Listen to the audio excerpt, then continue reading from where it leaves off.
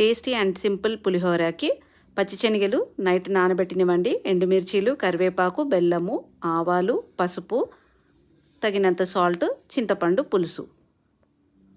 బాండీలో ఆయిల్ వేసుకోవాలండి, కొద్దిగా ఆయిల్ ఎక్కువ పడుతుంది. ఆవాలు వేసుకొని ఆవాలు చిటపటలాడాక శనగలు వేసుకోవాలండి.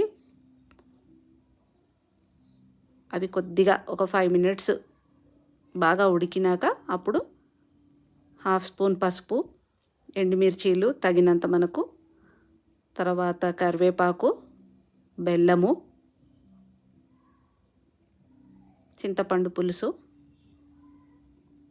వేసుకొని బాగా ఉడికించుకోవాలండి.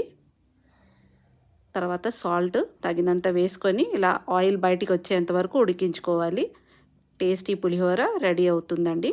సింపుల్ అండ్ టేస్టీ పులిహోర ఈజీగా చేసుకోవచ్చండి. Thank you.